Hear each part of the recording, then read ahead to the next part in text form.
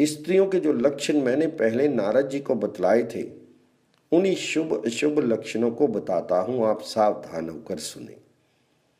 शुभ मुहूर्त में कन्या के हाथ, पैर, उंगली, नख, हाथ की रेखा, जिंगा, कटी, नाभि, उरु, पेट, पीठ, भुजा, कान, जिहा, होठ, दांत, कपोल, गला, नेत्र, नासिका, लाट, सिर, केश, स्वर, वरण और भौरी, इन सब के लक्षण देखें।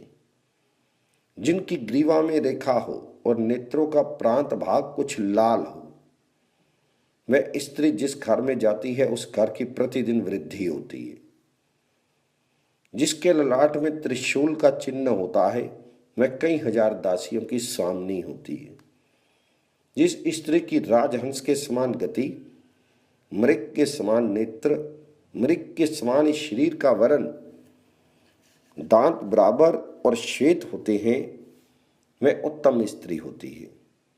मेंढक के समान कुक्षी वाली एक ही पुत्र उत्पन्न करती है और वह पुत्र राजा होता है। हंस के समान मृदु वचन वाली, शैद के समान पिंगल वर्ण वाली स्त्री धन धान्य से संपन्न होती है। उसे 8 पुत्र होते हैं। जिस स्त्री के लंबे कान, सुंदर नाक, भौं धनुष के समान टेढ़ी होती है, वे अतिशय सुख का भोग करती है।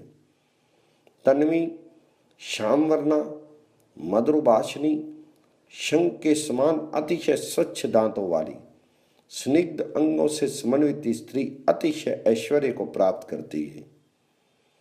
विस्तीर्ण जंघाओं वाली, वेदी के समान मध्य भाग वाली, विशाल नेत्रों वाली स्त्री रानी होती है।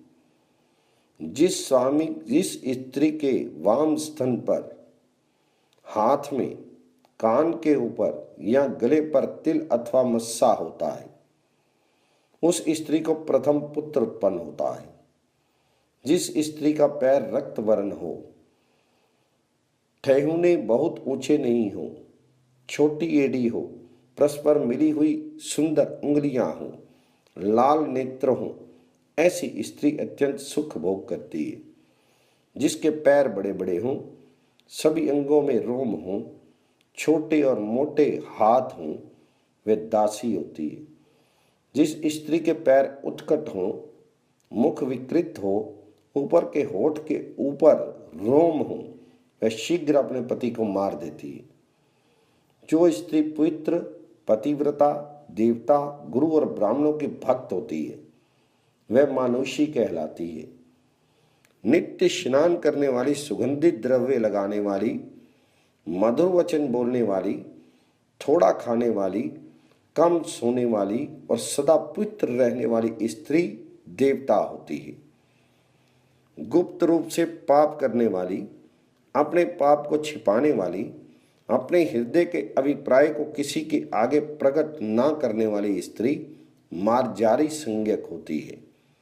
कभी हंसने वाली, कभी क्रीड़ा करने वाली, कभी क्रोध करने वाली, कभी प्रसन्न रहने वाली तथा पुरुषों के मध्य रहने वाली स्त्री गर्दभी श्रेणी की होती है। पति और बांधों के द्वारा कहे गए हितकारी वचन को ना मानने वाली, अपनी इच्छा के अनुसार विहार करने वाली स्त्री आसुरी कही जाती है। बहुत खाने वाली, बहुत बोलने वाली, खोटे वचन बोलने वाली, पति को मारने वाली स्त्री राक्षसी संज्ञक होती है। शौच, आचार्य और रूप से रहित, सदा मलिन रहने वाली, अतिशय भयंकर स्त्री पिशाची कहलाती है। अतिशय चंचल स्वभाव वाली, चपल नेत्रों वाली, इधर उधर देखने वाली, लोभी नारी वानरी संज्ञक होती है।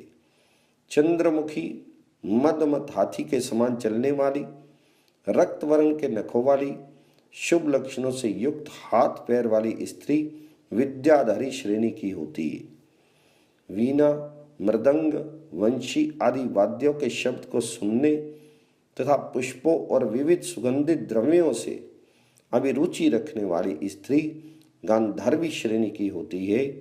तो सुमंत मुनि ने कहा, राजन, ब्रह्मा जी इस प्रकार स्त्री और पुरुष के लक्षणों को स्वामी कार्तिकेय को बतलाकर अपने लोक को चले गए।